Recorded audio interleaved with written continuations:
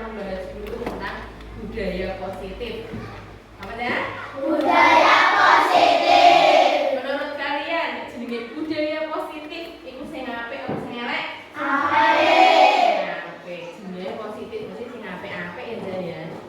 Ya.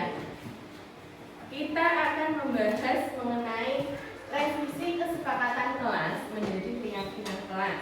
Kita sudah pernah membuat kesepakatan kelas, ingat? Ingat. Kita tempel di sana, ya. Kita stempel dengan jempol bersama-sama. Nah, yang kedua, kalian nanti akan mengisi kuesioner kebutuhan dasar manusia. Perhatikan gambarnya. Kita asking dulu. Biar kalian fresh, lihat dulu gambarnya. Ada apa saja di sini? Manusia, ada naga, ada gajah, ada apa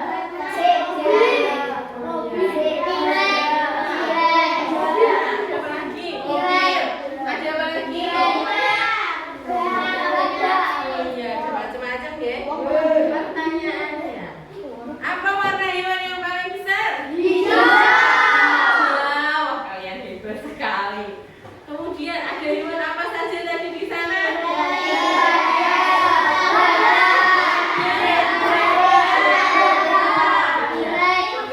Kembali lagi, lihat lagi, betul tidak? Yang paling besar warnanya apa? Hijau. Ada gambar apa? Hewan apa saja tadi? Zebra.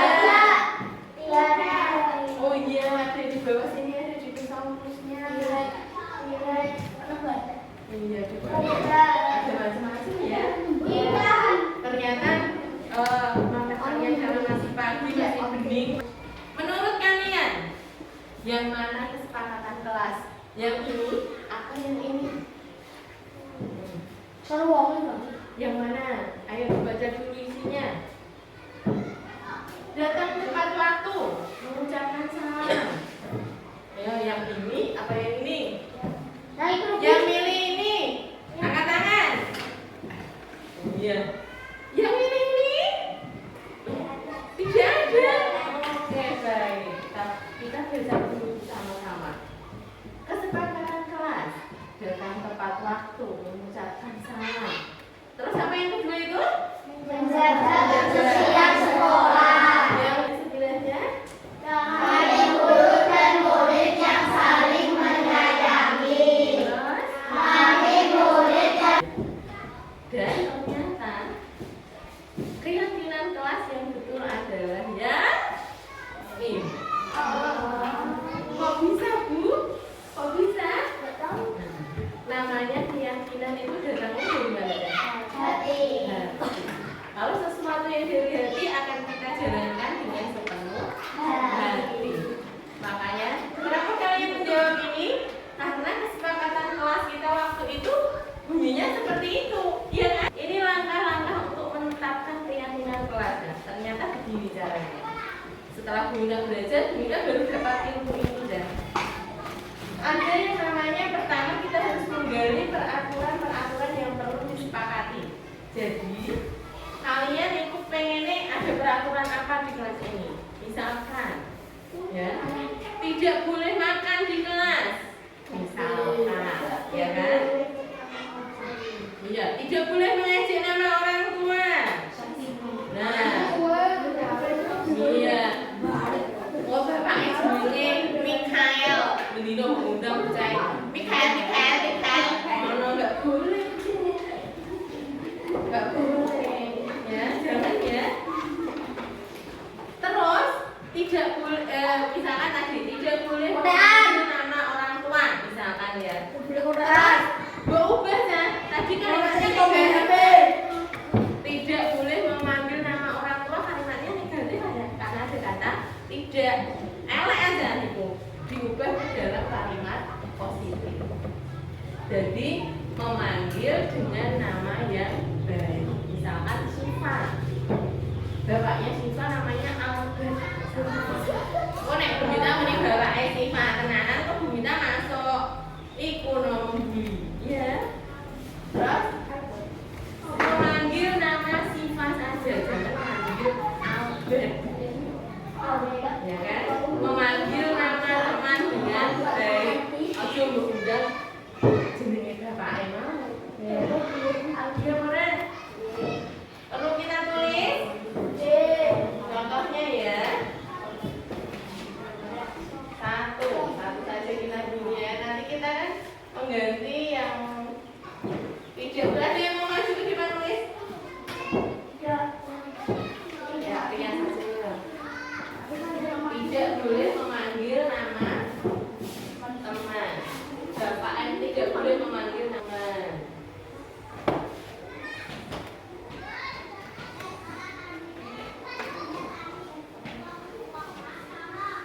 menghormati orang lain.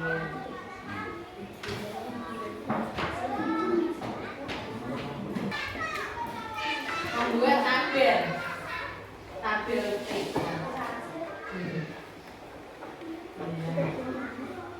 Ini namanya tabel T.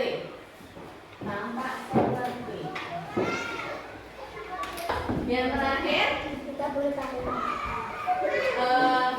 tugasnya Bu Mita sebagai guru dan tugas kamu sebagai murid. Kesepakatan kelas ini nanti kita ganti judul menjadi keyakinan kelas. Setuju? Setuju. Karena kalau namanya keyakinan kelas itu nanti dari dulu dan jadi kalian nanti akan melaksanakannya dengan penuh tanggung jawab.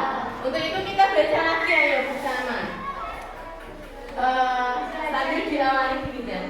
Kami guru dan murid ya meyakini bahwa satu, belajar dengan gembira dan semangat. Terus menjaga sopan santun. Tidak makan saat kegiatan belajar. Terus yang terakhir harus memakai sepatu. Ternyata di kesepakatan kelas kita ini yang akan kita ganti dengan keyakinan, kita menemukan satu kalimat negatif, ya kan? Jadi besok kita ganti, oke? Oke, semangat ya, setuju? Setuju. Tentang kebutuhan dasar manusia. Kalian manusia apa bukan? Manusia. Oke. Sebelum kita membahas yang lainnya, silahkan diisi dulu kuesioner yang Bu Mita punya, ya. Isi dengan hati kalian sendiri, dengan pikiran kalian sendiri ya. Selamat mengisi. Berapa menit? 10 menit. Ya, 10 menit. Ingat toh?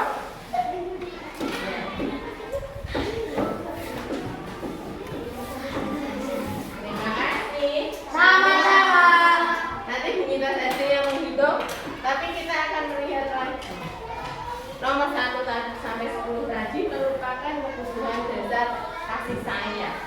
Ya. Pertanyaan-pertanyaannya itu adalah tentang kasih sayang. Yang kedua, penguasaan, kebebasan, yang terakhir adalah kesenangan. Terus dinggo apa iki Mang? Dinggo apa? Ya.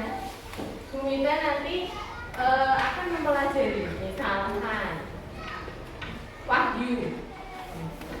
Ternyata Mas Wahyu ini kasih sayangnya nanti nilainya lebih rendah. Bijinya si nomor 1 sampai 10 dibanding yang lain lebih rendah. Berarti Mas Wahyu kebutuhan dasarnya yang kurang adalah kasih sayang. Jadi misalnya Mas Wahyu kok lapor ya, Bu Mita nanti bisa belajar mempelajari dari sini. Glaser itu seorang ilmuwan menyatakan bahwa kapasitas untuk berubah ada di dalam diri kita. Kowe ameh dadi cah nakal, dadi cah apik, dadi cah sing usil, sing sayang teman, itu dari dalam diri kalian sendiri.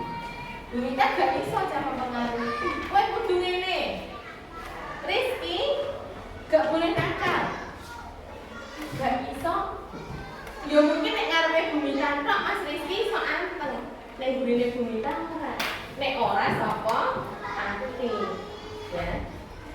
Nah, jika kita dapat mengidentifikasi kebutuhan apa yang mendorong perbuatan itu tadi, karena semua tingkah laku kalian, tidak cuma kalian, Bu Mita juga, itu ada alasannya kan? Ya, udah. Misalkan, contohnya, Mas Rizky yang kene nah bisa, senengane manja, kalau Bu Mita manja. Setelah didelok Bu Mita ini contoh ya. Setelah didelok Bu Mita yang kene iki mau. Oh, ternyata Mas Rizky kurang kasih sayang. Ya. Yo bener kok Mas Rizky ngono. Ya kan? Jadi Mas Rizky melakukan sesuatu berarti ada alasannya. Mungkin di rumah karena bapak ibunya sibuk dengan mbakonya, ya. Karena Mas Rizky lagi jadi juragan mbako, ya kan? Bapak ibunya sibuk iki mau ora iso, ora sempet. Bu, aku klambiku iki lho rusak. Bapak dhewe gede. Kaos kakiku iki lho, Bu. Jadi semua pasti ada alasannya. Bu Mita harus belajar dari situ supaya ya Mas Rizky bisa berubah jika Bu Mita bisa mencari solusi sesuai dengan kebutuhan dasar Mas Rizky yang masih keluarkan ya. Misalkan dari Bu Mita bisa saja dengan Mas Rizky di rumah apa Mas Rizky mencuci baju sendiri? Iya Bu, ya kan? Bu Mita ngajari Mas Rizky mencuci ben resik, iya kan? Direndam sik, piramane kalau dipucak, memang yang pucak disikat, iya kan? Tapi nek sikatan banter-banter ya kok sowen, iya. Jadi pada kesimpulannya adalah data ini nanti dipakai Bu Mita, dan Bu Mita ngerti siji-sijine kowe iki kurang apa yang harus Bu Mita lakukan untuk menghadapi kalian. Sampai sini paham? Paham. Nah, makanya Bu Mita tadi pesen ojo nyontoh kancane. Lah nek ku ayu ngisi nyontoh Putri, ya beda isinya Putri karena ini. Oke. Karena ini tergantung diri kita masing-masing.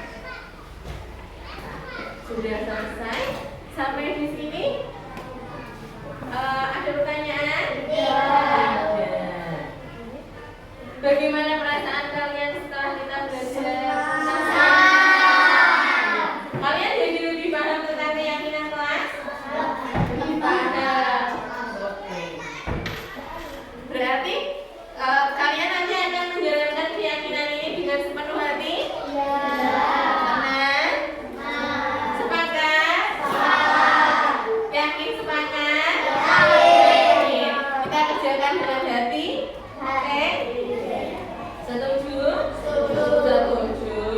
Terima kasih. Wassalamualaikum warahmatullahi wabarakatuh. Waalaikumsalam warahmatullahi wabarakatuh. Selamat pagi. Pagi, luar biasa. Yes.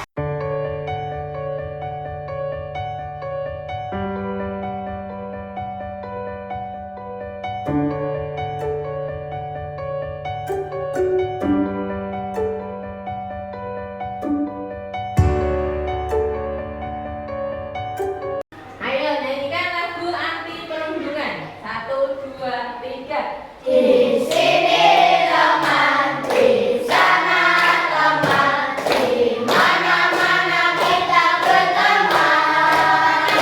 Tak ada musuh, tak ada lawan, semuanya saling menyayangi. Tidak ejek-ejekan, tidak pukul-pukulan, saling tolong dan sayang dengan teman. Tidak ejek-ejekan, tidak pukul-pukulan, saling tolong dan sayang dengan teman.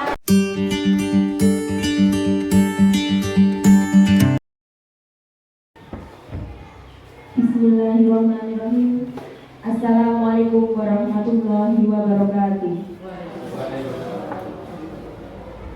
Yang terhormat Kepala SDN Subratul 01 Ibu Zuhariris Erawati SPD SD, yang terhormat Bapak Ibu Dewan Guru beserta dengan staf. Puji syukur kami panjatkan kehadirat Allah SWT karena pada hari ini kami dapat hadir dan berkumpul di ruangan ini dalam keadaan sehat walafiat. Salawat dan salam semoga tetap tercurah kepada junjungan kita Nabi Muhammad SAW yang telah memimpin jalan kebenarannya dari zaman kegelapan menuju jalan terang yang dipenuhi cahaya Islam. Bapak Ibu yang saya hormati, sebelum acara dimulai, saya mohon izin untuk membacakan susunan acara. Acara pertama adalah pembukaan, acara yang kedua doa, acara Acara ketiga sambutan dari kepala sekolah. Acara keempat pemaparan budaya positif. Acara kelima konsultasi dan tanya jawab. Acara keenam kesimpulan. Dan terakhir acara ketujuh adalah penutup. Mari kita awali acara ini dengan membaca basmalah. Bismillahirrahmanirrahim. Semoga pertemuan pada hari ini dapat berjalan lancar. Amin. Selanjutnya, agar kita diberikan kemudahan, mari kita berdoa bersama yang akan dipimpin oleh Bapak Jumali. Kepada Bapak Jumali dipersilakan. Bismillahirrahmanirrahim. Alhamdulillahirrahmanirrahim. Wassalatu wassalamu ala sayyidina wa maulana Muhammadin wa ala alihi sayyidina Muhammad. Allahumma nawwir qulubana bi nuri hidayatika kama nawwarta bi nuri syamsika wa qamika abadan abada bi rahmatika ya arhamar rahimin. Allahumma salli ala Islam wal iman. Allahumma salli ala Islam wal iman fi akhir hayatid dunya bismil khatimah ya Allah ya arhamar rahimin. Allahumma hasbil maqfir lana ya Allah. Allahumma hasbil maqfir ya Allah ya arhamar rahimin. Allahumma qudi qunubi wa walidayya wa rahmaka sarfayya sholika. Rabbana atina fid dunya hasanah wa fil akhirati hasanah wa qina adzabannar. Wa sallallahu ala sayyidina Muhammadin wa alhamdulillahi rabbil alamin. Bismillahirrahmanirrahim. Menginjak acara selanjutnya yaitu sambutan kepala sekolah. Kepada Ibu Zularidis Erawati dipersilakan. Assalamualaikum warahmatullahi wabarakatuh. Yang terhormat Bapak Ibu Guru SD Subradono 1, terkhusus kepada Ibu Media yang saat ini akan melaksanakan kegiatannya sebagai calon guru penggerak dengan presentasi mengajarkan pemahaman dan penerapan pengalaman budaya positif di SD Subradono 1, Kecamatan Jaten, Kabupaten Pati. Bapak Ibu Guru yang saya hormati, pertama-tama mari kita panjatkan puja dan puji syukur kepada Allah Subhanahu wa Ta'ala karena pada siang hari ini kita masih diberikan kesehatan, kesempatan, waktu, dan kesempatan untuk bertemu dalam acara kegiatan presentasi calon guru penggerak Ibu Media dalam keadaan sehat walafiat tanpa arah suatu apapun. Salawat serta salam kita haturkan kepada junjungan Nabi Agung Muhammad Sallallahu Alaihi Wasallam karena pada hari ini kita nanti supaya nanti dapat syafaatnya di yaumil qiyamah. Amin ya rabbal alamin. Bapak Ibu semuanya, budaya positif merupakan perwujudan dari nilai-nilai dan keyakinan yang diterapkan di sekolah. Budaya positif di sekolah ini tidak dapat diciptakan secara cepat atau instan, tetapi diperlukan suatu tuntunan atau contoh teladan dari seorang guru. Guru harus menjadi contoh yang baik sehingga murid dengan kesadaran sendiri akan mengikuti apa yang dilakukan oleh guru tersebut. Selain itu, guru juga harus mampu menjadi pemimpin pembelajaran yang memiliki nilai yang berpihak pada murid sehingga murid mandiri, kreatif, inovatif, reflektif, dan kolaboratif. Membiasakan budaya positif di sekolah tentu tidak bisa dilakukan dengan sendiri. Perlu kolaborasi dengan guru di sekolah tersebut dan warga sekolah. Sehingga sebagai calon guru penggerak harus mampu dan mau mengajak dan menggerakkan komunitas belajarnya di sekolah sehingga budaya positif di sekolah itu dapat diterapkan secara efektif. Pemahaman terkait konsep budaya positif ini contohnya tentang disiplin Disiplin, orang yang memiliki sifat disiplin ini memiliki tanggung jawab terhadap apa yang dilakukan, sehingga sebagai seorang guru kita harus menuntun anak-anak memiliki rasa disiplin sehingga mereka dapat berperilaku dengan mengacu pada nilai kebaikan dan memiliki motivasi secara intrinsik atau motivasi yang hadir dalam diri siswa tersebut. Bapak Ibu Guru, demikian secara singkat yang saya sampaikan kepada Bapak Ibu.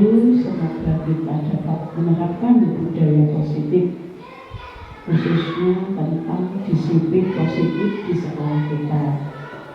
Kurang lebihnya saya mohon maaf, nanti secara luas, secara panjang lebar nanti akan disampaikan Ibu Media sebagai calon guru penggerak tentang budaya positif. Demikian, akhirul kalam, wabillahi taufiq wal hidayah. Wassalamualaikum warahmatullahi wabarakatuh. Kami mengucapkan terima kasih kepada Kepala Sekolah Ibu Zuhariris Erawati yang memberikan sambutannya. Acara selanjutnya adalah presentasi program yang akan disampaikan oleh Ibu Media Pramita Dewi sebagai calon guru penggerak Angkatan 9 Kabupaten Pati. Dipersilakan. Assalamualaikum warahmatullahi wabarakatuh. Yang terhormat Ibu Kepala Sekolah Ibu Zuhariris Erawati dan yang saya hormati teman-teman guru SD Negeri Subratu 1. Terima kasih sudah meluangkan waktu di sini untuk bersama-sama kita belajar mengenai budaya positif. Sebelumnya perkenalkan, nama saya Media Pramita Dewi, lahir di Rembang 11 Januari 1988. Saya mengajar di kelas 6. Ya. Ini adalah aturan saat kita berinteraksi hari ini, Bapak Ibu. Saya mohon Bapak Ibu untuk hadir seutuhnya, jiwa dan raganya ada di sini. Jadi badannya di sini, pikirannya juga ada di sini. Kemudian boleh izin ke kamar mandi jika Bapak Ibu akan ke kamar mandi. HP mohon maaf tolong dimodul bentar, tapi boleh diangkat. Oke, setuju nggak? Kemudian silakan membuat catatan jika itu dirasa penting untuk penerapan budaya positif di kelas Bapak Ibu maupun di sekolah kita nanti. Topik budaya positif ini sangat banyak Bapak Ibu. Ada 6 di sini yang akan kita bahas. Disiplin positif dan nilai-nilai kebajikan universal, teori motivasi, hukuman dan penghargaan, kemudian restitusi, keyakinan kelas, kebutuhan dasar manusia, posisi kontrol guru, dan yang terakhir segitiga restitusi.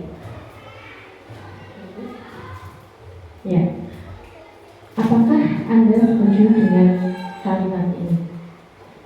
Hukuman dapat mendisiplinkan anak. Setuju boleh?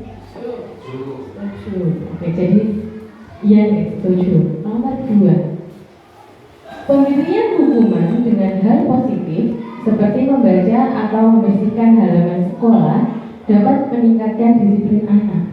Setuju? Setuju semua? Ada yang tidak? Setuju. Ternyata setuju semua. Baik.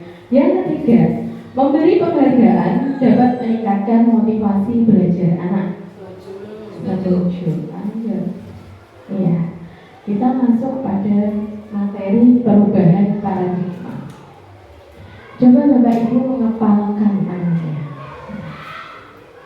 Bayangkan di dalam kepalan tangan ini adalah sesuatu yang sangat berharga sekali, ya. Kemudian teman Bapak Ibu di sebelahnya ingin membuka kepalan tangan itu, padahal ini sangat berharga sekali. Apa yang Bapak Ibu lakukan? Mau dibuka atau tidak? Ada yang boleh? Mempertahankan Pak Jumawi. Oke. Lanjut Pak. Nah, ini adalah kegiatan kepala tangan yang sudah saya praktekkan. Ternyata saya dan Bu Risa sama-sama mempertahankan kepala tangan ini tadi, Bapak Ibu. Tidak mau melepas karena itu adalah sesuatu yang sangat berharga.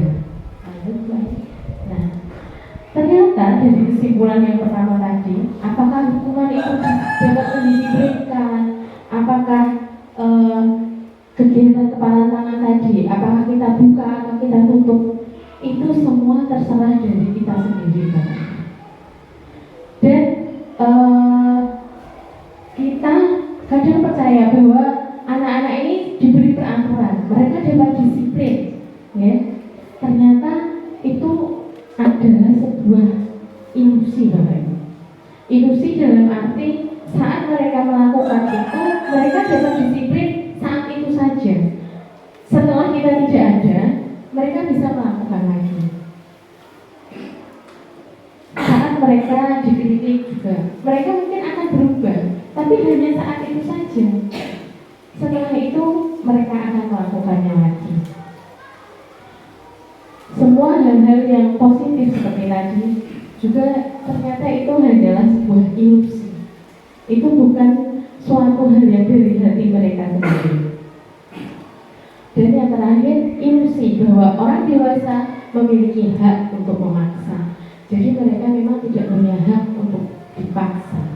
Kita tidak punya hak untuk memaksa mereka. Dan saat kita ingin membuka kepala tangan teman kita juga nggak boleh karena kita tidak berhak untuk memaksa. Ya? Lanjut dulu. Nah, siapa yang sesungguhnya memiliki kontrol adalah kita sendiri. Contohnya, kita mencoba mengubah orang agar berpandangan sama dengan kita. Ternyata kita hanya berusaha memahami pandangan orang lain tentang dunia. Jadi kita tidak bisa mengontrol orang lain. Pak Hari, besok pagi harus memakai seragam. Pak Hari, besok pagi berangkat lebih awal. Kalau tidak dari hati, Pak Hari tidak ingin berubah dari diri sendiri, ternyata itu tidak dapat berlangsung secara berkelanjutan. Betul ya? Ya? Nah, itu gunanya kita mengikuti pendidikan guru penggerak. Lanjut. Nah, di sini disiplin dalam pikiran Bapak Ibu. Apa arti disiplin? Dari Bu Puji dulu. Apa disiplin, Bu Puji? Apakah sesuatu yang memaksa? Iya. Aturan. Biasanya kita berpikir bahwa disiplin itu adalah aturan yang menjengkelkan. Kita harus patuh. Sebuah kepatuhannya. Coba kita lihat makna sebenarnya. Ternyata disiplin itu arti sebenarnya adalah belajar. Belajar. Tapi dengan seiringnya waktu, dengan karena kita sering menerapkan disiplin sebagai sebuah aturan, jadi budaya kita itu kalau disiplin itu artinya kita harus patuh, kita harus mau. Secara tidak langsung kita dipaksa untuk menaati peraturan itu. Padahal sebenarnya kita belajar, seperti kata Bu Riris tadi, dan belajar itu tidak bisa langsung. Kita melalui proses. Orang langsung digunggu langsung jadi, tidak bisa semua bertahan. Lanjut Bu Ani. Dan disiplin di sini dimaknai yaitu disiplin positif, di mana kita mengharapkan seorang peserta didik itu memiliki rasa kesadaran dari hati untuk menjalankan sebuah kedisiplinan atau aturan yang ada tanpa embel-embel penghargaan, tanpa embel-embel hukuman, dan adanya ancaman.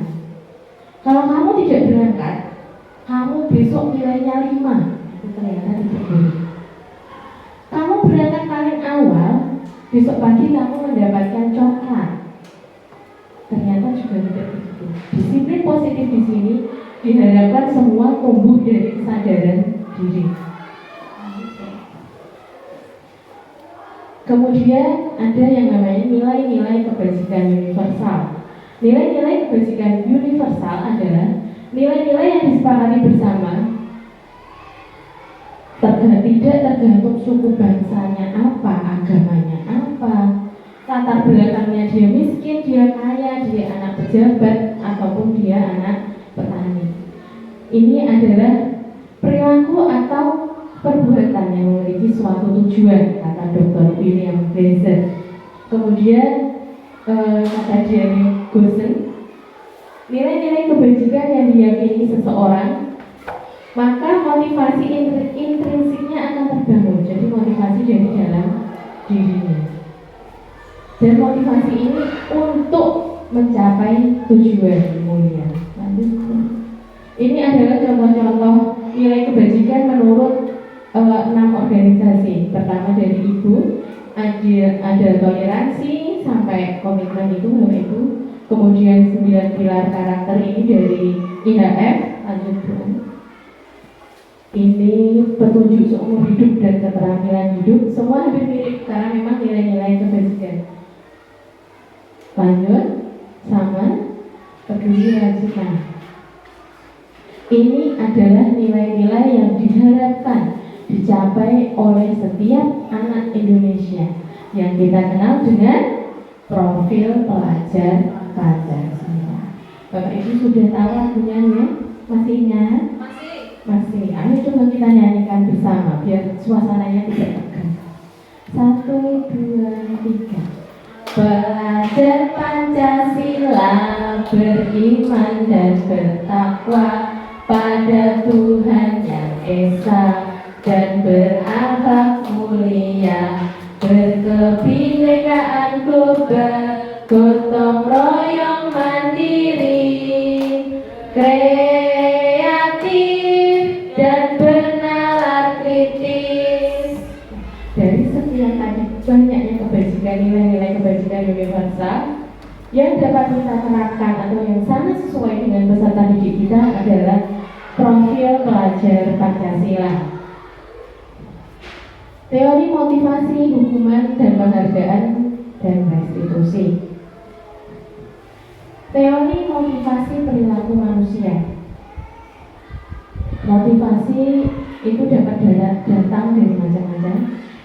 Motivasi eksternal ini adalah yang kita dapatkan dari luar, yang tadi ada aturan yang berlaku, ada hukuman, ada penghargaan. Itu ternyata masuk dalam motivasi eksternal.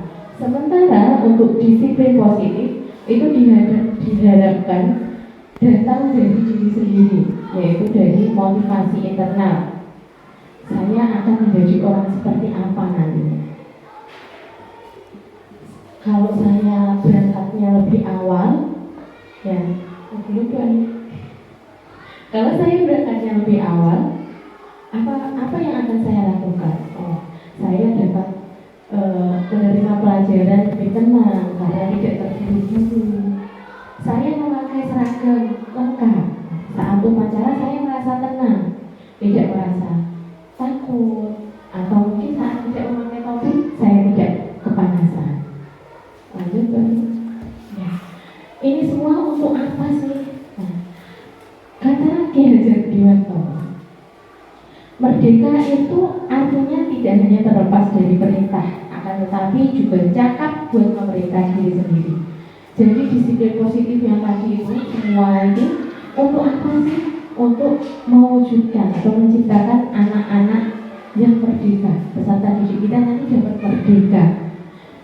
Mereka lepas dari perintah. Nah, dan mereka juga dapat menentukan keinginan mereka sendiri. Mereka paham, tujuan saya seperti ini, saya begini, nantinya saya akan meraih ini. Mereka sadar dari diri sendiri sehingga menjadi anak-anak yang merdeka. Nah, ini adalah salah satu hal yang sering saya lakukan juga, dan saya baru tahu setelah mengikuti kegiatan pendidikan guru penggerak ini dan mempelajari modul 1.4 ini. Jadi penghargaan itu ternyata adalah sebuah hukuman, di mana penghargaan ini ternyata hanya berlaku pendek tidak berlaku panjang. Contohnya, Mbak Ika misalnya. Bu Ika, hari ini nilaimu 100 semua, maka kamu memperoleh bintang 3. Nah, ini hanya berlaku saat itu dan mungkin hanya pelajaran itu. Di yang lain tidak berlaku lagi. Jadi Mbak Ika ini tidak merasa ada rasa bosannya. Tidak langsung Mbak Ika ini terus-menerus dengan diraih penghargaan terus, itu lama-lama dia akan merasa bosan. Dan ini hanya berlaku dalam jangka pendek pengaruhnya. Kalau dia lelah, dia bosan, dia akan berhenti. Kemudian penghargaan mendukung, sama seperti tadi. Penghargaan ini ternyata dapat mendukung. Misalkan Bu Ani mendapatkan ranking 1, Pak Hadi mendapatkan ranking 2. Anak yang mendapatkan ranking 2 ini, dia ternyata setelah melalui penelitian, akhirnya ini yang melakukan penelitian, si anak ini akan merasa terhukum. Kok aku gak ranking 1? Kok aku mau untuk ranking 2? Yang ranking lain juga sama, apalagi yang tidak memperoleh ranking. Padahal aku kode-kode sekolah, aku kode-kode sinau. Balik lagi, ternyata penghargaan itu dapat menghukum. Kemudian penghargaan mengurangi ketepatan. Ini berlaku ketika kita mengajak peserta didik untuk berlomba, misalkan disik-disikan ya, nek gambar ini jenenge sopo. Nah, di gambar ini ada siapa saja misalkan. Nah, dia akan langsung cepat-cepatan tanpa memikirkan di gambar itu ada siapa saja. Kadang kan mikirnya hanya jeplak ya, mungkin delalah bener. Nah, padahal anak yang sementara ini dapat hadiah ya, misalnya. Kalau kalian cepat-cepatan, nanti kalian dapat hadiah ya, permen misalkan hadiahnya.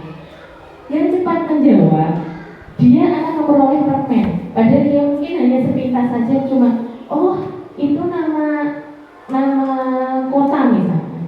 Itu di situ ada tulisan Jakarta. Yang lain yang belum menebak, cuma kalah cepat-cepatan ini tadi loh. Padahal tebakannya dia mungkin lebih banyak. Saat kita meminta mereka untuk menyebutkan nama kota selain di situ ada Jakarta, ada Pati, ada yang lain banyak. Tapi dia tidak cepat ini tadi loh. Kurang cepat lagi ngangkat tangan, jawab. Dia kan kalah, dia tidak dapatkan permen.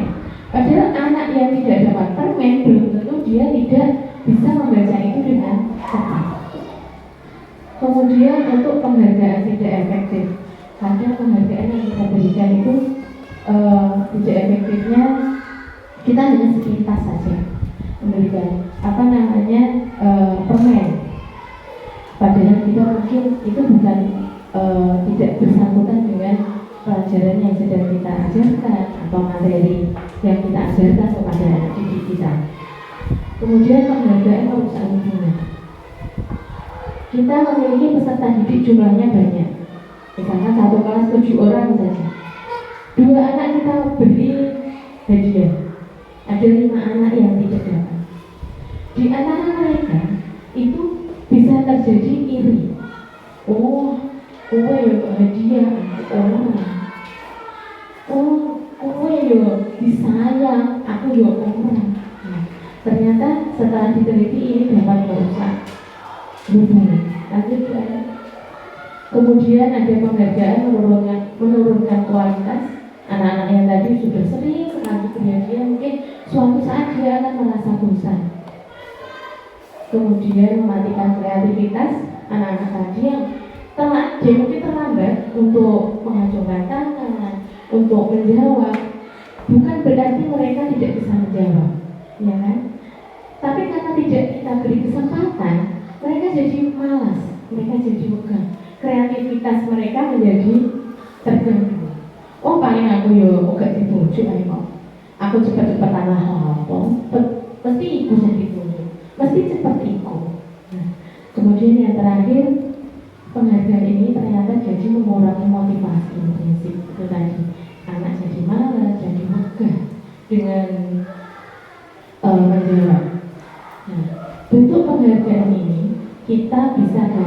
dengan apresiasi.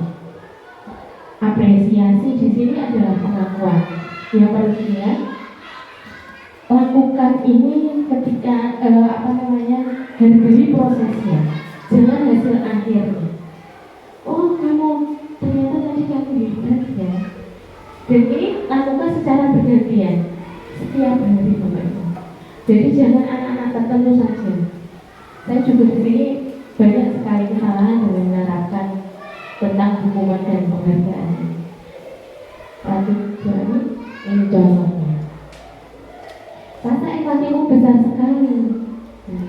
Saat mungkin ada teman baru, ada yang mau kenalan, kemudian peduli saat ada teman, mungkin temannya lupa, ada tugas yang tidak dibawa, ada teman lain yang hari ini kita belajar kelompok mengamati bunga. Ternyata ada salah satu teman yang lupa. Saya bawa bunga banyak, Bu. Nah, dia memberikan temannya satu. Ya. Kita mungkin bisa menilai dalam produk yang lain lah ya tentang ternyata anak ini tidak membawa peralatan. Tapi kita mengapresiasi teman yang lain karena dia mau memberikan bunga tersebut kepada temannya. Kemudian jangan lupa berterima kasih. Lewat ini mungkin mereka juga akan selalu mengingat bahwa hal yang sudah kita lakukan itu dapat apresiasi. Dan ternyata menurut penelitian ini dapat bertahan secara lama daripada sebuah hadiah saja. Jangan dipikir dulu. Yang pertama, jawab dalam hati saja dulu. Mencatat 100 kali di dalam buku. Ini mungkin pengalaman Bapak Ibu dulu zaman sekolah. Kalau kita telat, kita tidak mengerjakan PR, kita akan mendapatkan seperti itu. Tulis sampai 100 kali, satu buku. Nah, ini termasuk hukuman atau konsekuensi menurut Bapak Ibu? Hukuman, oke. Lari mengelilingi lapangan karena terlambat hadir, hukuman atau konsekuensi? Hukuman. Coba nanti ya jawabannya. Murid diminta untuk push up karena tidak menggunakan masker. Tulis konsekuensi yang lain? Hukuman. Oke. Menggantikan kertas tugas teman yang telah dicoret-coret. Konsekuensi. Apalagi membersihkan tumpahan air di meja karena tersenggol. Konsekuensi. Murid disuruh untuk tidak mengenakan sepatu. Hukuman atau konsekuensi? Karena dia tidak mengenakan sepatu hitam. Konsekuensi. Kita coba nanti ya. Yang terakhir, lari karena dia terlambat 10 menit saat pelajaran PJOK. Hukuman atau konsekuensi? Hukuman. Coba lihat jawabannya Bu Ati. Coba kita lihat. Mengapa push up tidak menggunakan masker merupakan hukuman? Ada yang tahu? Mengapa? Karena itu tidak sesuai dengan kegiatannya. Berbeda dengan yang terakhir. Saat dia harus lari mengelilingi lapangan pada saat ketinggalan jam pelajaran PJOK. Karena di sini 10 menit kegiatan PJOK bisa dianggap sebagai pemanasan karena tadi dia sudah terlambat. Tapi saat dia tidak menggunakan masker, apa hubungannya push up dengan dia tidak menggunakan masker? Kemudian untuk yang membersihkan air itu memang konsekuensi dia ya karena dia sudah menyenggol tadi. Terus yang tidak memakai sepatu karena tidak mengenakan sepatu hitam itu adalah sebuah hukuman. Mungkin dia saat itu mengenakan sepatu berwarna coklat, tidak hitam. Oke. Lanjut sih pertanyaannya. Nah, ini adalah perbedaan hukuman dan konsekuensi. Pada intinya, hukuman itu menyakitkan. Konsekuensi itu sudah kita sepakati bersama sebelumnya. Jadi misalkan nanti kalau kalian terlambat dalam pelajaran PJOK kalian harus lari keliling lapangan. Sepakat, itu sudah kita sepakati sebelumnya. Seperti mungkin bisa kita tuangkan dalam keyakinan kelas. Lanjut sekali. Nah, sekarang ini namanya restitusi. Ada hukuman, penghargaan, kemudian ada restitusi. Restitusi adalah proses menciptakan kondisi bagi murid untuk memperbaiki kesalahan mereka, sehingga nantinya mereka akan dapat kembali ke kelompoknya dengan kondisi yang lebih stabil, tidak tertekan, tidak tersakiti. Intinya seperti itu. Lanjut kembali. Ini adalah konsep disiplin. Dari mulai hukuman itu bersifat negatif, ya, yang bawah. Kemudian untuk konsekuensi itu netral karena kita sepakati bersama tadi. Tapi lebih bagus lagi saat kita menerapkan restitusi, karena restitusi dapat menerapkan disiplin positif. Sementara untuk hukuman ini dapat membentuk identitas gagal. Identitas gagal itu seperti ini Bapak. Oleh pulau gak nunggu sepatu ireng. Nah, ini aja diingat-ingat terus sampai nanti dia dewasa. Mungkin sampai sekarang Bapak Ibu akan selalu ingat saat dimarahi oleh guru zaman SD. Mungkin di sini akan teringat. Oleh pulau orang yang nulis saya tulisan elek. Sampai sekarang mungkin saat Bapak Ibu menulis akan ingat guruku itu kayak mulai tulisanku elek. Jadi itu membentuk identitas gagal, identitas dalam diri ya. Kemudian untuk konsekuensi dan restitusi ini yang konsekuensi karena tadi sudah sepakat maka netral.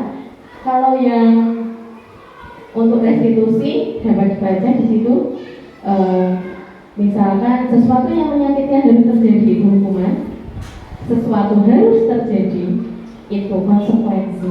Restitusi itu murid dapat memilih. Apa sih yang akan kamu lakukan? Apa sih? Kamu kenapa kok begini? Jadi kita tanya dulu, kita gali lebih dalam sampai akhirnya dia menemukan solusi sendiri. Kamu kok memukul temanmu? Kamu kenapa? Terus kamu nanti mau gimana?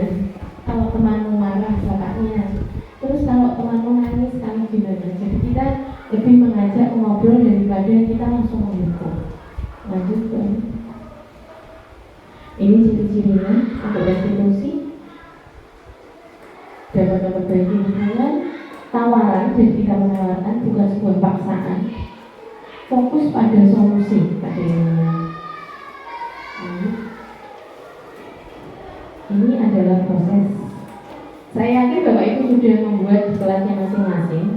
Cuma ini adalah pembelajaran lebih dalam tentang keyakinan kelas. Mengapa tidak peraturan? Kok menyebutnya keyakinan?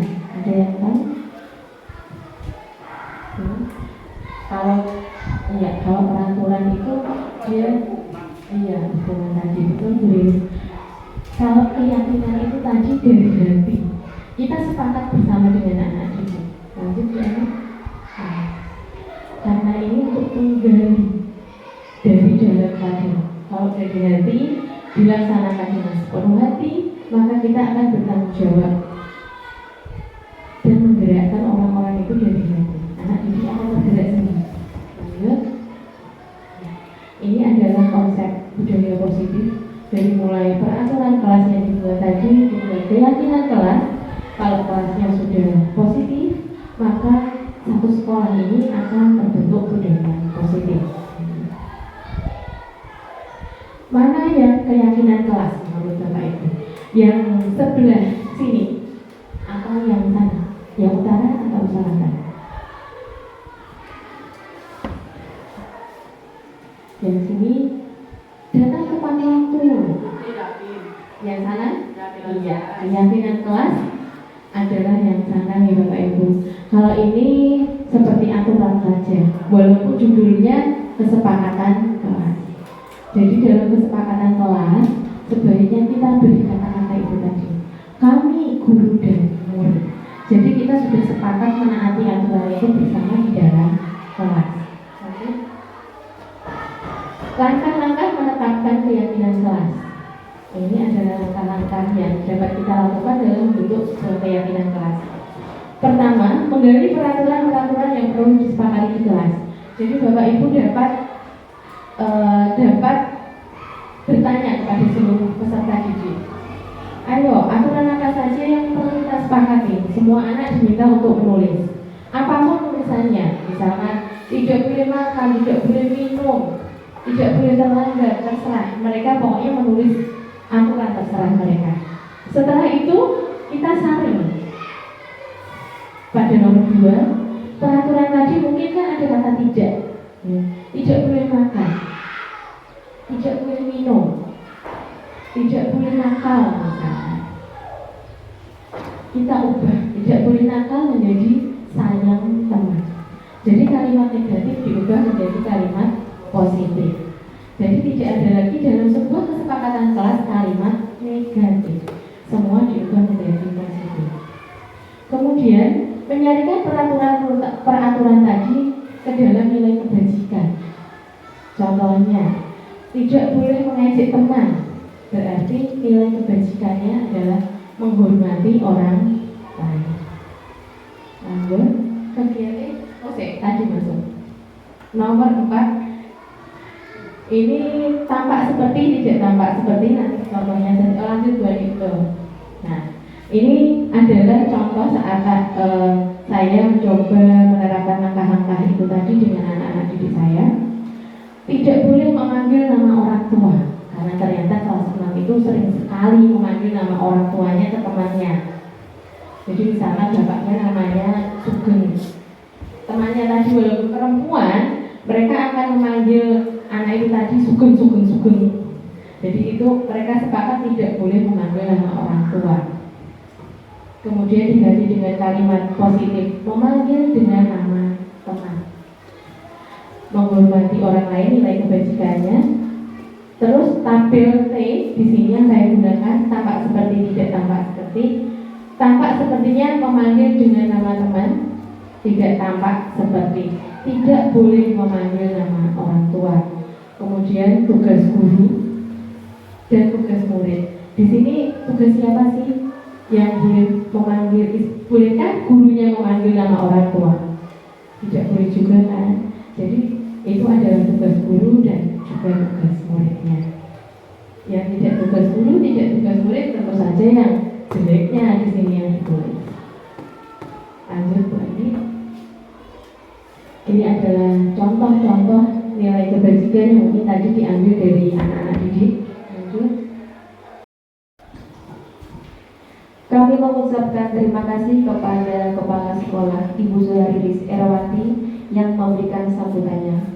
Acara selanjutnya adalah presentasi program yang akan disampaikan oleh Ibu Media Pramita Dewi sebagai calon guru penggerak Angkatan 9 Kabupaten Pati. Dipersilakan.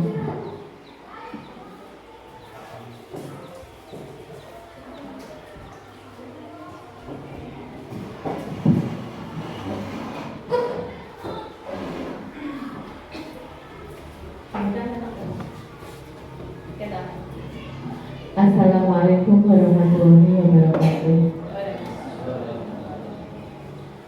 Yang terhormat Ibu Kepala Sekolah Ibu Zuhariris Erawati dan yang saya hormati teman-teman guru SD Negeri Subratu 1. Terima kasih sudah meluangkan waktu di sini untuk bersama-sama kita belajar mengenai budaya positif. Sebelumnya perkenalkan, nama saya Media Pramita Dewi, lahir di Rembang 11 Januari 1988. Saya mengajar di kelas 6. Ya. Ini adalah aturan saat kita berinteraksi hari ini, Bapak Ibu. Saya mohon Bapak Ibu untuk hadir seutuhnya, jiwa dan raganya ada di sini. Jadi badannya di sini, pikirannya juga ada di sini.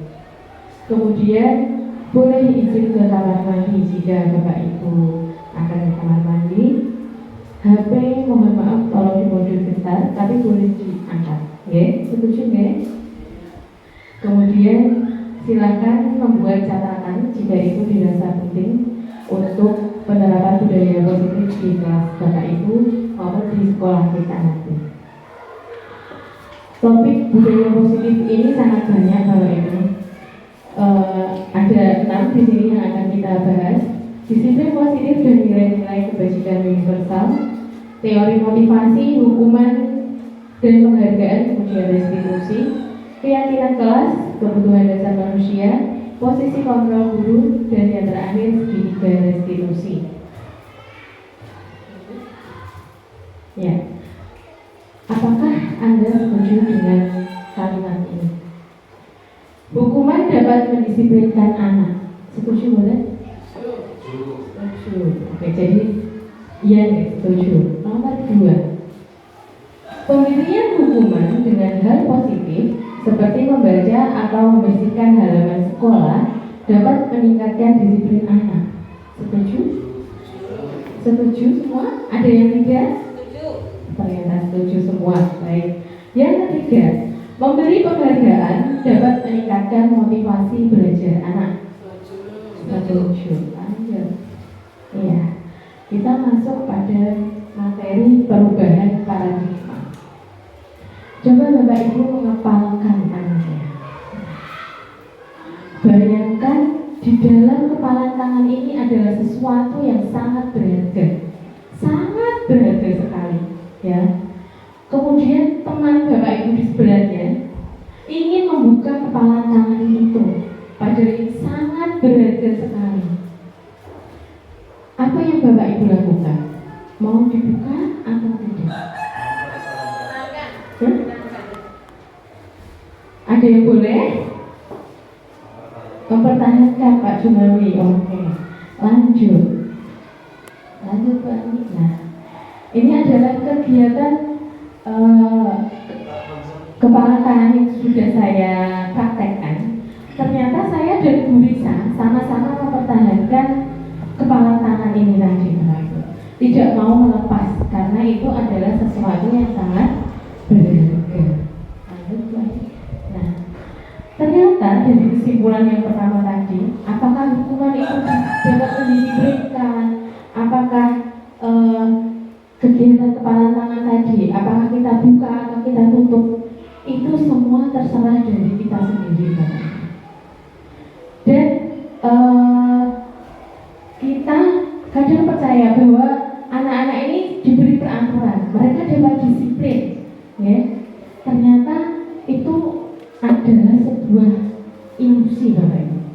Ilusi dalam arti saat mereka melakukan itu, mereka dapat disiplin saat itu saja. Setelah kita tidak ada, mereka bisa melakukan lagi. Saat mereka dikritik juga, mereka mungkin akan berubah, tapi hanya saat itu saja. Setelah itu, mereka akan melakukannya lagi. Semua hal-hal yang positif seperti tadi juga ternyata itu hanyalah sebuah ilusi. Itu bukan suatu hal yang dari hati mereka sendiri. Dan yang terakhir, ilusi bahwa orang dewasa memiliki hak untuk memaksa. Jadi mereka memang tidak punya hak untuk dipaksa. Kita tidak punya hak untuk memaksa mereka. Dan saat kita ingin membuka kepala tangan teman kita juga nggak boleh karena kita tidak berhak untuk memaksa. Ya? Lanjut dulu. Nah, siapa yang sesungguhnya memiliki kontrol adalah kita sendiri. Contohnya, kita mencoba mengubah orang agar berpandangan sama dengan kita. Ternyata kita hanya berusaha memahami pandangan orang lain tentang dunia. Jadi kita tidak bisa mengontrol orang lain. Pak Hari, besok pagi harus memakai seragam.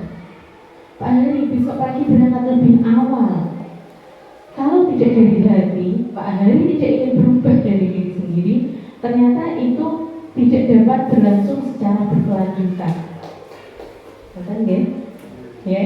Nah, itu gunanya kita mengikuti pendidikan guru penggerak. Lanjut. Nah, di sini disiplin dalam pikiran Bapak Ibu. Apa arti disiplin? Dari Bu Puji dulu. Apa disiplin Bu Puji? Apakah sesuatu yang memaksa? Ya. Iya, aturan. Biasanya kita berpikir bahwa disiplin itu adalah aturan yang menjengkelkan. Kita harus patuh. Sebuah kepatuhannya, coba kita lihat makna sebenarnya. Ternyata disiplin itu arti sebenarnya adalah belajar. Belajar. Tapi dengan seiringnya waktu, dengan karena kita sering menerapkan disiplin sebagai sebuah aturan, jadi budaya kita itu kalau disiplin itu artinya kita harus patuh, kita harus mau.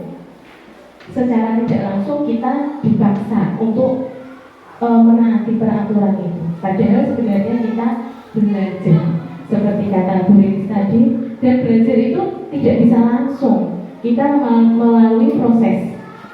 Orang langsung digunggu langsung jadi, tidak bisa semua bertahap. Lanjut Bu Ani. Dan disiplin di sini dimaknai yaitu disiplin positif, di mana kita mengharapkan seorang peserta didik itu memiliki rasa kesadaran dari hati untuk menjalankan sebuah kedisiplinan atau aturan yang ada tanpa embel-embel penghargaan, tanpa embel-embel hukuman, dan adanya ancaman. Kalau kamu tidak berangkat, kamu besok nilainya 5, itu ternyata tidak boleh. Kamu berangkat paling awal, besok pagi kamu mendapatkan coklat, ternyata juga tidak begitu. Disiplin positif di sini diharapkan semua tumbuh dari kesadaran diri. Kemudian ada yang namanya nilai-nilai kebajikan universal. Nilai-nilai kebajikan universal adalah nilai-nilai yang disepakati bersama, tidak tergantung suku bangsanya apa, agamanya apa, latar belakangnya dia miskin, dia kaya, dia anak pejabat, ataupun dia anak petani. Ini adalah perilaku atau perbuatan yang memiliki suatu tujuan, kata Dr. William Glasser. Kemudian kata Jerry Gosen, nilai-nilai kebajikan yang diyakini seseorang, maka motivasi intrinsiknya akan terbangun. Jadi motivasi dari dalam dirinya. Dan motivasi ini untuk mencapai tujuan mulia. Ini adalah contoh-contoh nilai kebajikan menurut 6 organisasi. Pertama dari Ibu, ada toleransi sampai komitmen itu Bapak Ibu. Kemudian 9 pilar karakter ini dari IHF. Lanjut Bu. Ini petunjuk seumur hidup dan keterampilan hidup. Semua hampir mirip karena memang nilai-nilai kebajikan. Lanjut sama peduli rajikan. Ini adalah nilai-nilai yang diharapkan dicapai oleh setiap anak Indonesia yang kita kenal dengan profil pelajar Pancasila. Bapak Ibu sudah tahu lagunya ya? Masih ingat? Masih. Ayo coba kita nyanyikan bersama biar suasananya tidak tegang.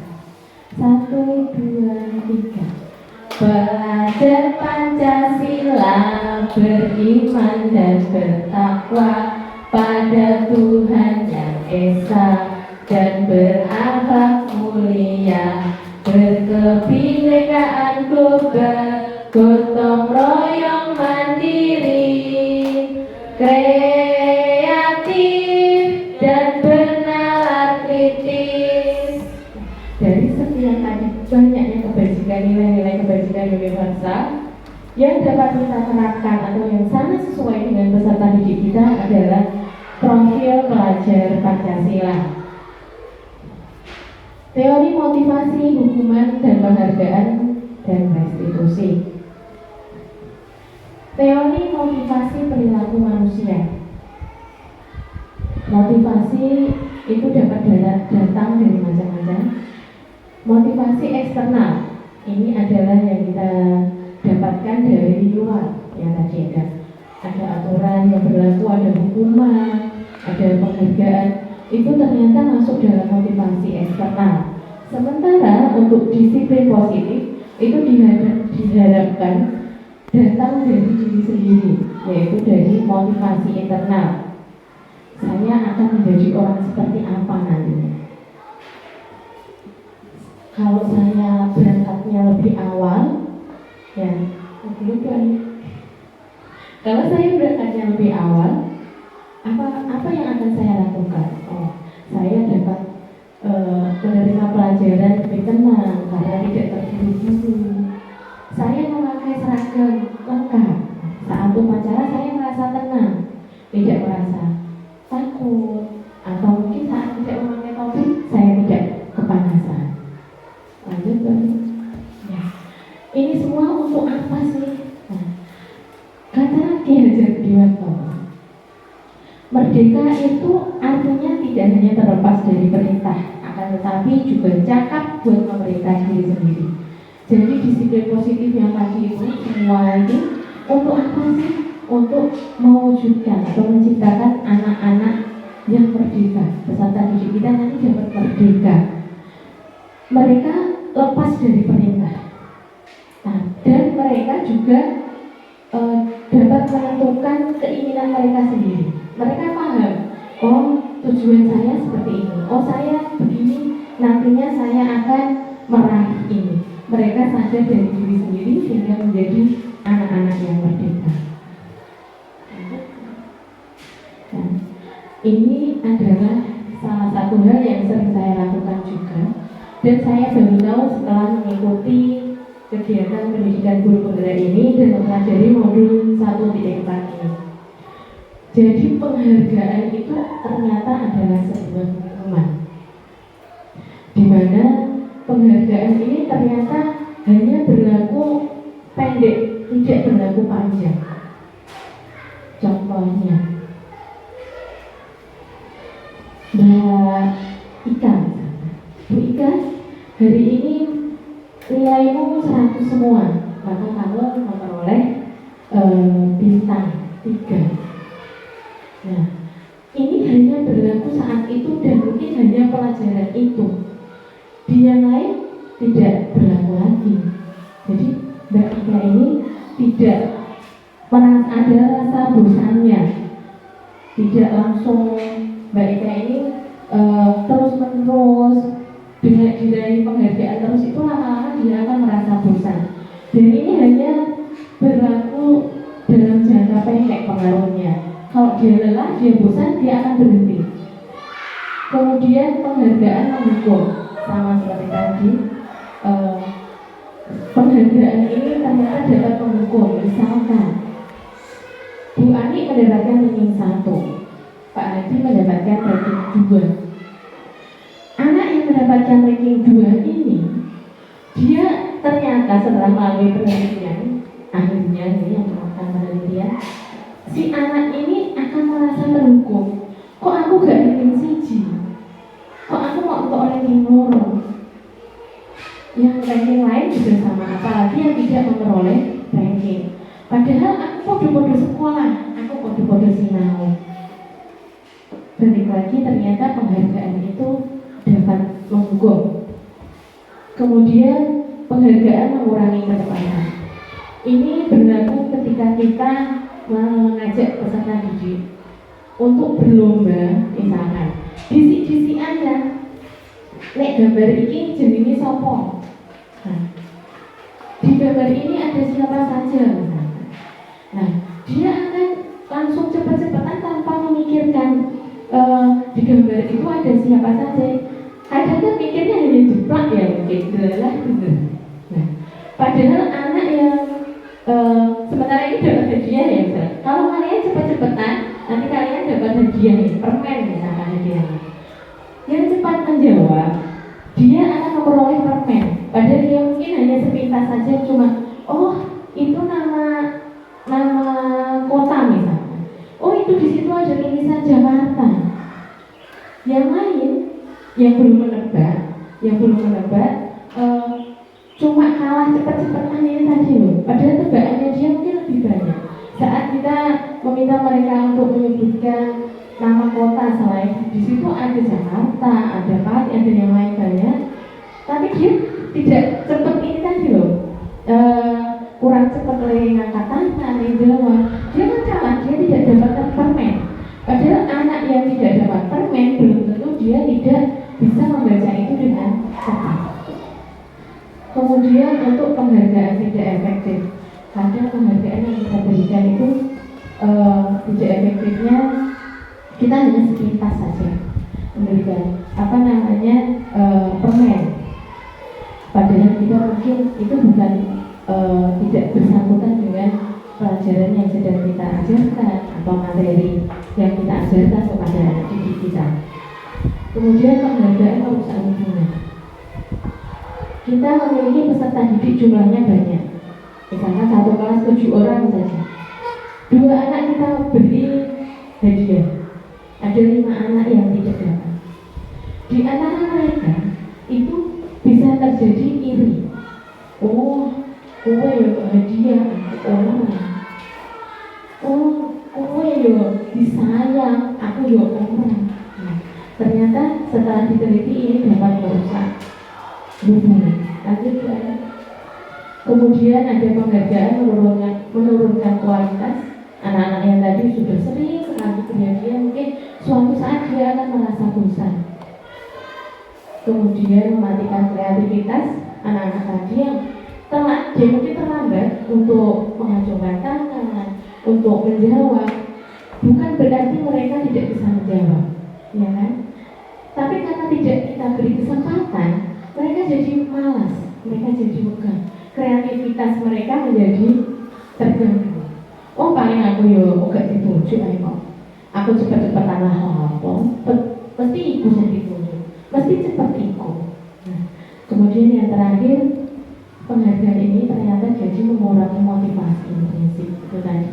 Anak jadi malas, jadi megah dengan menjawab. Nah, bentuk penghargaan ini kita bisa ganti dengan apresiasi. Apresiasi di sini adalah pengakuan.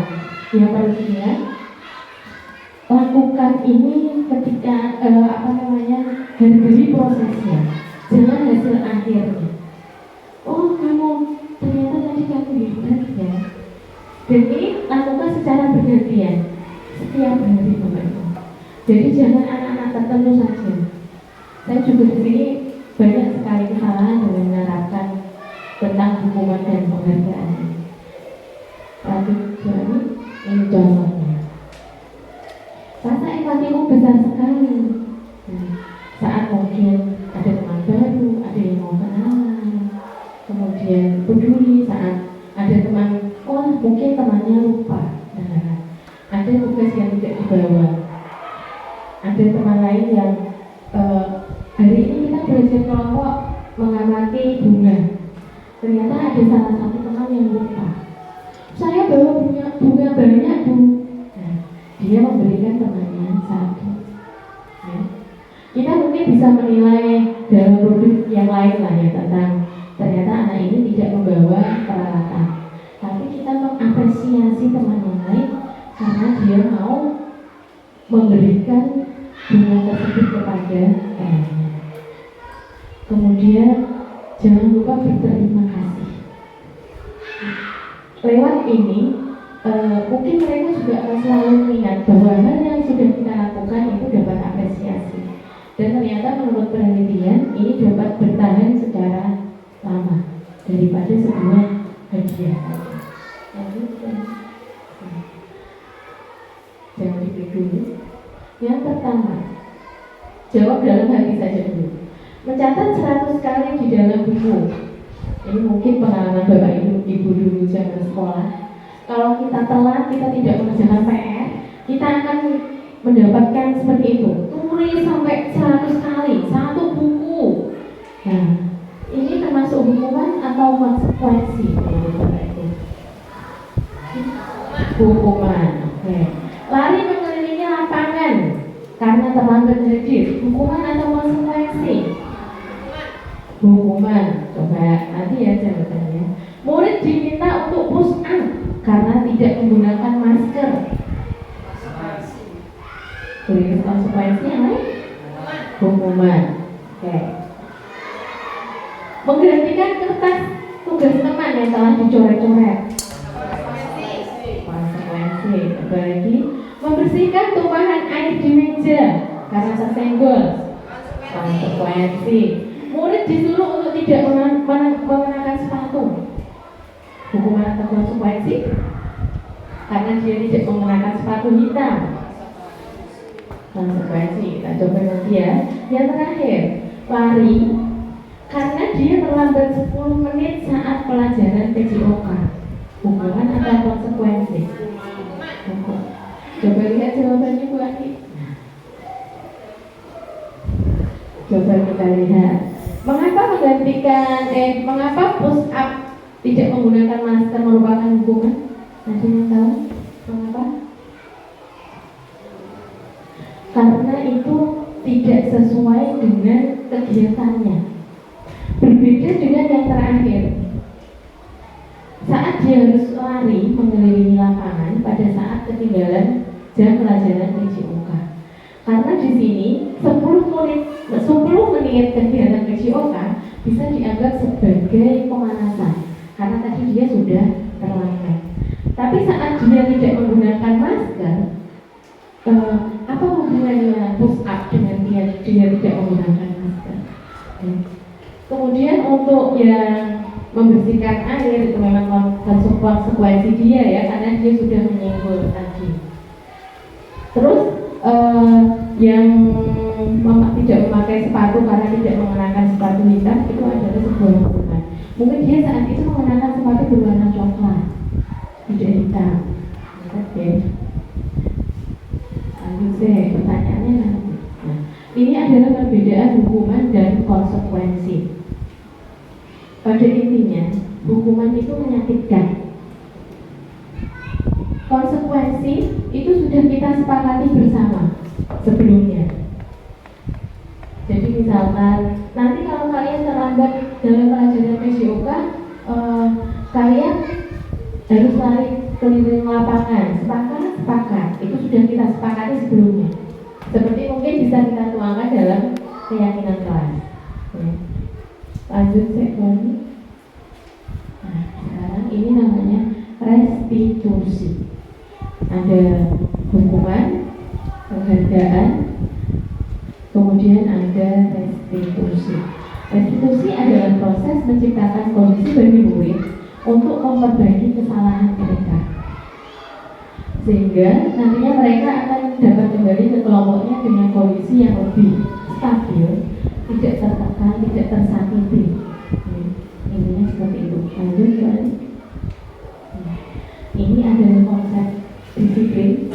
Dari mulai hukuman itu bersifat negatif ya, yang bawah. Kemudian untuk konsekuensi itu netral karena kita sepakati bersama tadi. Tapi lebih bagus lagi saat kita menerapkan restitusi, karena restitusi dapat menerapkan disiplin positif. Sementara hukuman ini dapat membentuk identitas gagah. Identitas gagah itu seperti ini Bapak. Mulai gak nganggo sepatu ireng. Nah ini aja diingat-ingat terus sampai nanti dia dewasa. Mungkin sampai sekarang Bapak Ibu akan selalu ingat saat dimarahi oleh guru zaman SD. Mungkin di sini akan teringat. Orang iso nulis, saya tulisan elek. Sampai sekarang, mungkin saat Bapak Ibu menulis akan ingat. Guruku ini kalau mulai tulisan gue elek. Jadi itu membentuk identitas gagah, identitas dalam diri ya. Kemudian untuk konsekuensi dan restitusi ini yang konsekuensi karena tadi sudah sepakat maka netral. Kalau yang untuk restitusi dapat dibaca di situ misalkan sesuatu yang menyakiti harus terjadi itu hukuman, sesuatu harus terjadi itu konsekuensi. Nek restitusi itu murid dapat memilih apa sih yang akan kamu lakukan, apa sih kamu kenapa kok begini. Jadi kita tanya dulu, kita gali lebih dalam sampai akhirnya dia menemukan solusi sendiri. Kamu kok memukul temanmu, kamu kenapa? Terus kamu nanti mau gimana kalau temanmu marah bapaknya? Terus kalau temanmu nangis kamu gimana? Jadi kita lebih mengajak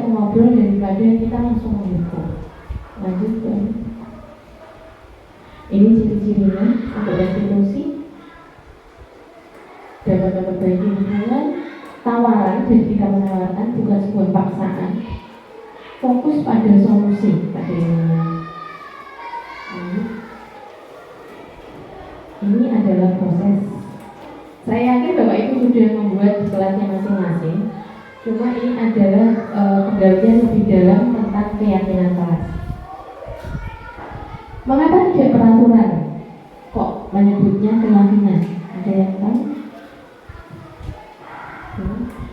Kalau peraturan itu dia hubungan tadi itu tulis.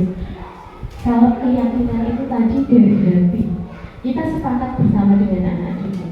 Lanjut ya.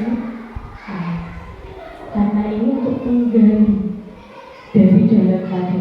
Kalau dari hati dilaksanakan dengan sepenuh hati, maka kita akan bertanggung jawab dan menggerakkan orang-orang itu dari hati. Anak didik akan bergerak sendiri. Lanjut. Ini adalah konsep budaya positif. Dari mulai peraturan kelas yang dibuat tadi, kemudian keyakinan kelas. Kalau kelasnya sudah positif, maka satu sekolah ini akan terbentuk budaya positif. Mana yang keyakinan kelas menurut Bapak Ibu? Yang sebelah sini atau yang sana? Yang utara atau selatan? Yang sini datang tepat waktu. Yang sana? Iya, keyakinan kelas adalah yang sana nih Bapak Ibu. Kalau ini seperti aturan saja, walaupun judulnya kesepakatan kelas. Jadi dalam kesepakatan kelas sebaiknya kita beri kata-kata itu tadi. Kami guru dan murid. Jadi kita sudah sepakat menaati aturan itu bersama di dalam kelas. Langkah-langkah menetapkan keyakinan kelas. Ini adalah langkah-langkah yang dapat kita lakukan dalam bentuk sebuah keyakinan kelas. Pertama, menggali peraturan-peraturan yang perlu disepakati di kelas. Jadi Bapak Ibu dapat bertanya kepada seluruh peserta didik. Ayo, aturan apa saja yang perlu kita sepakati? Semua anak diminta untuk menulis. Apapun tulisannya, misalkan tidak boleh makan, tidak boleh minum, tidak boleh terlanggar, terserah. Mereka pokoknya menulis aturan terserah mereka. Setelah itu kita saring. Pada nomor 2, peraturan tadi mungkin kan ada kata tidak. Tidak boleh makan, tidak boleh minum, tidak boleh nakal misalnya. Kita ubah tidak boleh nakal menjadi sayang teman. Jadi kalimat negatif diubah menjadi kalimat positif. Jadi tidak ada lagi dalam sebuah kesepakatan kelas kalimat negatif. Semua diubah menjadi positif. Kemudian menyarikan peraturan tadi ke dalam nilai kebajikan. Contohnya, tidak boleh mengejek teman. Berarti nilai kebajikannya adalah menghormati orang lain. Lanjut, kegiatan tadi masuk. Nomor 4. Ini tampak seperti, tidak tampak seperti, nanti contohnya saja. Lanjut 2 itu. Nah, ini adalah contoh saat saya mencoba menerapkan langkah-langkah itu tadi dengan anak-anak didik saya. Tidak boleh memanggil nama orang tua, karena ternyata kelas 6 itu sering sekali memanggil nama orang tuanya ke temannya. Jadi misalnya bapaknya namanya Sugeng, temannya tadi walaupun perempuan, mereka akan memanggil anak itu tadi Sugeng. Jadi itu mereka sepakat tidak boleh memanggil nama orang tua. Kemudian diganti dengan kalimat positif, memanggil dengan nama teman. Menghormati orang lain, nilai kebajikannya. Terus tabel T di sini yang saya gunakan tampak seperti, tidak tampak seperti. Tampak sepertinya memanggil dengan nama teman, tidak tampak seperti. Tidak boleh memanggil nama orang tua. Kemudian tugas guru dan tugas murid. Di sini tugas siapa sih yang boleh memanggil? Bolehkah gurunya memanggil nama orang tua? Tidak boleh juga kan? Jadi itu adalah tugas guru dan juga tugas muridnya. Yang tidak tugas guru, tidak tugas murid tentu saja yang jeleknya di sini yang ditulis. Lanjut Bu Andi. Ini adalah contoh-contoh nilai kebajikan yang mungkin tadi diambil dari anak-anak didik. Lanjut. Kebutuhan dasar manusia. Kebutuhan dasar manusia ada 5, mulai dari bertahan hidup, kasih sayang dan rasa diterima, penguasaan, kebebasan, dan yang terakhir kesenangan. Lanjut. Nah, di sini saya meminta Bapak Ibu untuk mengisi kuesioner yang akan saya berikan tentang kebutuhan dasar manusia.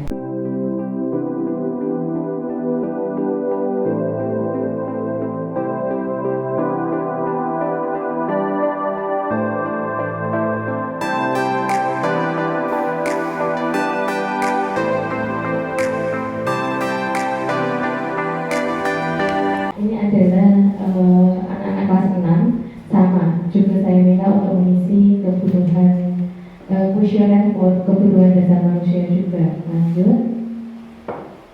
Nah, tadi ada 40 pertanyaan.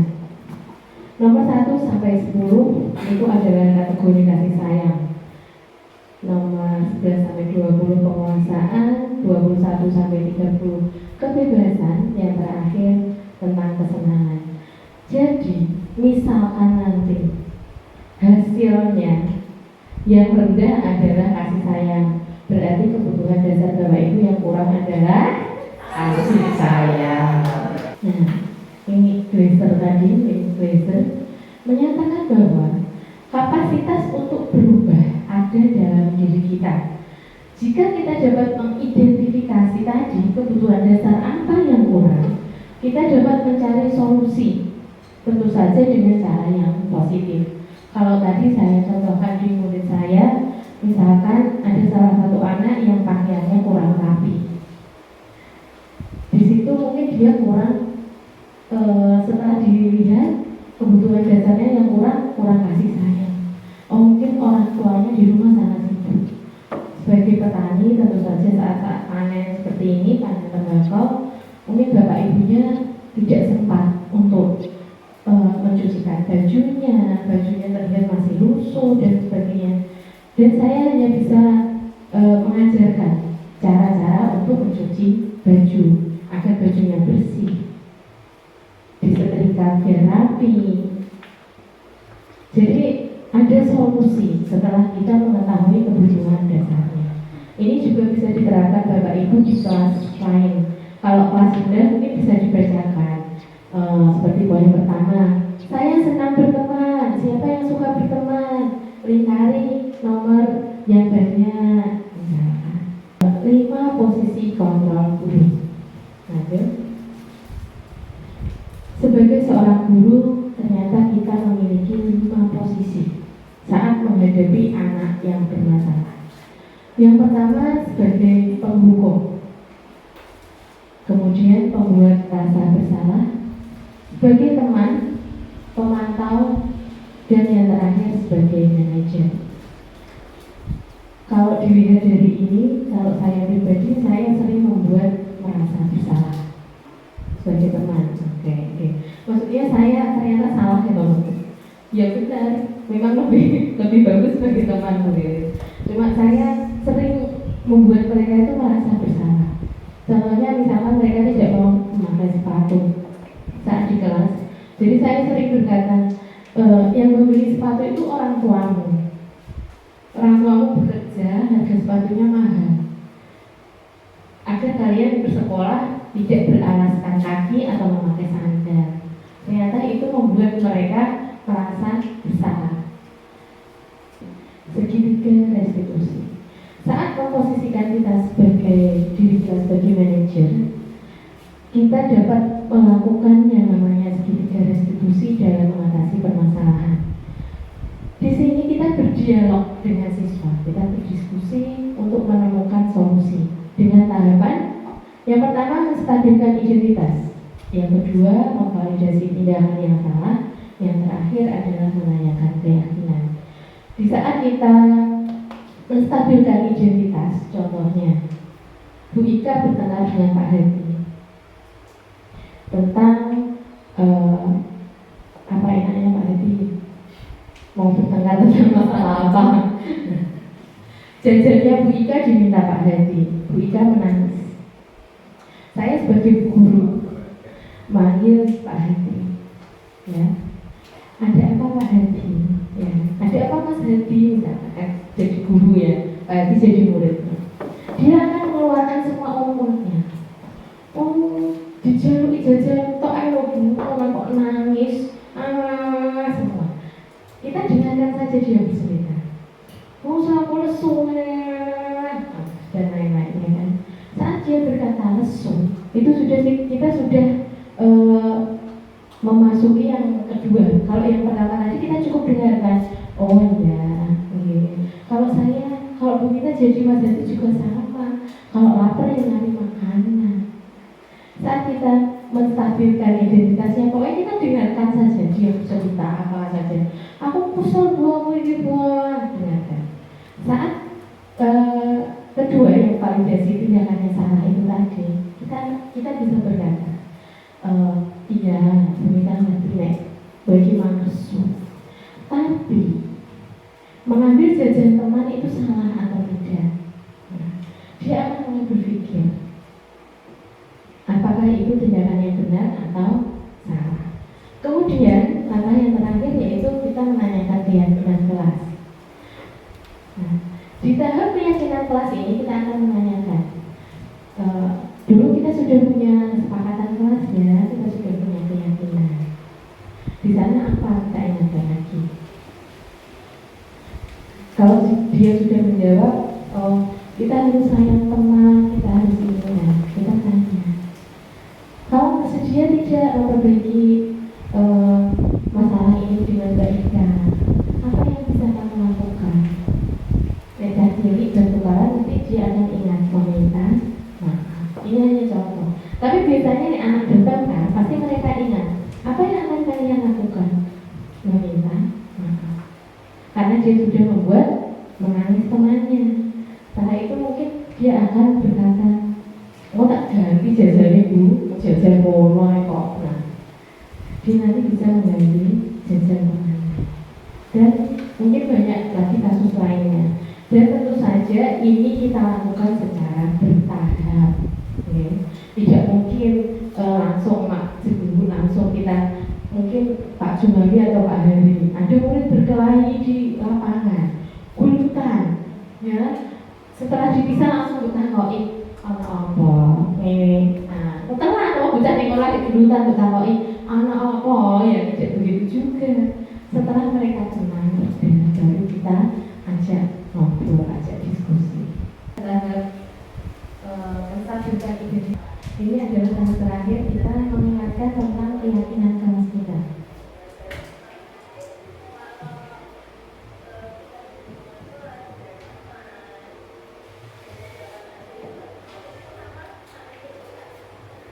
Ini adalah bagian yang sudah kita bahas dari tadi tentang disiplin positif. Dari mulai awal fakta disiplin sampai kebutuhan dasar manusia dan terakhir sebagai restitusi. Terima kasih, sekian dari saya. Saya kembalikan kepada moderator. Wassalamualaikum warahmatullahi wabarakatuh. Kami berterima kasih Ibu Media Pramita Dewi, calon guru penggerak angkatan 9 Kabupaten Pati, yang telah memberikan pemaparan secara detail. Semoga apa yang Ibu Media jelaskan dapat memberikan wawasan dari program sekolah yang dituju.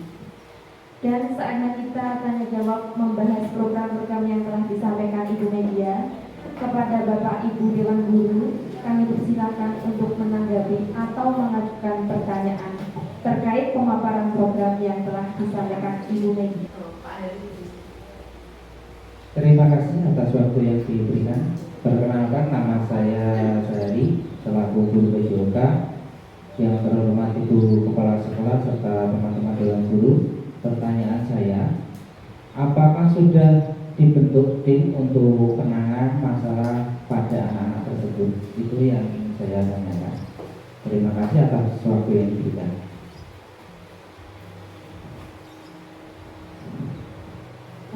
Baik Pak Hadi, terima kasih atas pertanyaannya. Mumpung di sini juga ada Ibu Kepala Sekolah ya, jadi bisa kita bahas bersama. Untuk penanganan masalah murid ya Pak Hadi ya. Iya. Saya di sini mungkin awalnya begini dulu Pak Hadi. Pak Hadi kan guru PJOK ya. Ya. Pak Hadi kan tidak memiliki keyakinan kelas seperti kami yang guru kelas. Ya. Jadi Pak Hadi bisa juga menerapkan itu untuk keyakinan saat pelajaran PJOK terlebih dahulu. Jadi Pak Hadi membuat dulu keyakinan yang disepakati antara Pak Hadi dengan murid saat pelajaran PJOK. Begitu juga dengan Pak Jumawi sebagai guru agama. Pak Jumawi juga boleh membuat keyakinan kalau sebaiknya memang harus. Jadi saat pelajaran agama ada aturannya sendiri, ada keyakinannya sendiri. PJOK juga begitu. Untuk tim penanganan masalah, sepertinya kalau sekolah belum ada tim tulis ya. Tapi tiap guru, saya yakin tiap guru kelas juga sudah menangani masalahnya sendiri-sendiri. Begitu juga dengan mungkin Pak Hadi ya, Pak Jumawi juga dengan yang lain juga. Jadi mungkin setelah ini nanti kita bisa membahas bersama tentang pembuatan tim tersebut di Turis ya. Seperti kemarin kita sudah membuat komunitas belajar seru sharing ilmu, itu juga dari saat kita ngobrol-ngobrol biasa akhirnya kita membuat komunitas. Seperti hari ini saat kita berdiskusi tentang budaya positif, kita dapat menghasilkan tim penanganan kasus murid di SD 91. Berarti ada ketua, ada wakilnya, ada nanti yang bertindak sebagai yang membahas kasusnya atau dan lain-lain. Oke, begitu. Ada yang lain tambah Bu Riris mungkin?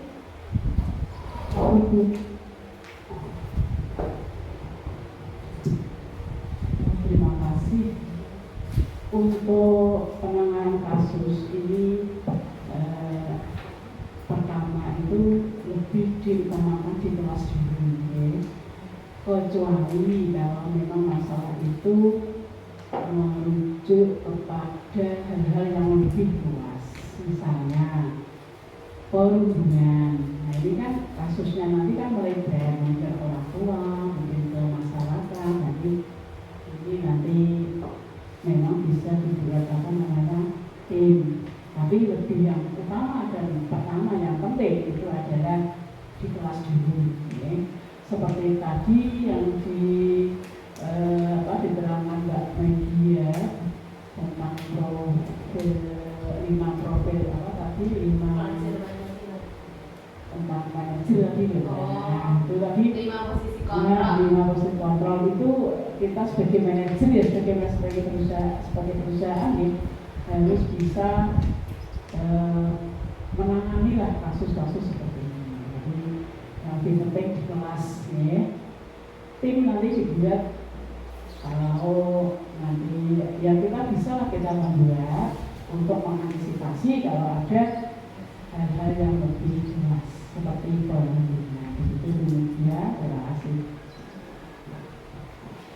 Mungkin saya tambahkan dari sini. Kita bisa mengajarkan lagu ini untuk anak-anak. Okay. Jadi nanti bisa dipraktekkan di kelas masing-masing. Sudah bisa Bapak Ibu? Sudah? Di sini teman, di sana teman, di mana-mana kita berteman. Tak ada musuh, tak ada lawan, semuanya saling menyayangi. Tidak ejek-ejekan, tidak pukul-pukulan, saling tolong dan sayang dengan teman. Tidak ejek-ejekan, tidak pukul-pukulan, saling tolong dan sayang dengan teman. Ini bisa dipraktekkan ketika kita di sela-sela saat mungkin anak sedang jenuh atau di akhir atau di awal belajar. Semoga bermanfaat ya Bapak Ibu. Monggo Bu Puji. Terima kasih Bapak Ibu guru dan staf yang telah memberikan kontribusi dalam pemikirannya. dalam program yang akan kami laksanakan. Semoga program yang telah kami rancang dan mendapat masukan dapat berjalan dengan lancar. Amin. Acara selanjutnya adalah kesimpulan dari hasil rapat yang akan dibacakan oleh Ibu Risa. Kepada Ibu Risa dipersilakan. Assalamualaikum warahmatullahi wabarakatuh. Yang terhormat Ibu Kepala Sekolah Ibu Zuhari Erawati serta Bapak Ibu guru rekan di SD Negeri Sumberatuno 1. Saya di sini selaku notulen pada acara pemaparan yang disampaikan oleh Ibu Media Pramita Dewi. Kesimpulan dari pemaparan yang disampaikan oleh Ibu Media tadi semoga bisa diterapkan oleh Bapak Ibu guru khususnya di lingkungan SD Negeri Sumberatuno 1. Semoga kedepannya peserta didik kita bisa lebih baik dari sebelum-sebelumnya. Demikian yang dapat saya sampaikan. Wassalamualaikum warahmatullahi wabarakatuh. Demikian acara hari ini. Semoga kita tetap sehat agar dapat menjalankan aktivitas dengan lancar. Amin. Sebelum saya menutup acara ini, apabila dalam membacakan susunan acara terdapat kesalahan dalam kalimat, perkataan maupun tingkah laku saya, mohon maaf sebesar-besarnya. Wassalamualaikum warahmatullahi wabarakatuh.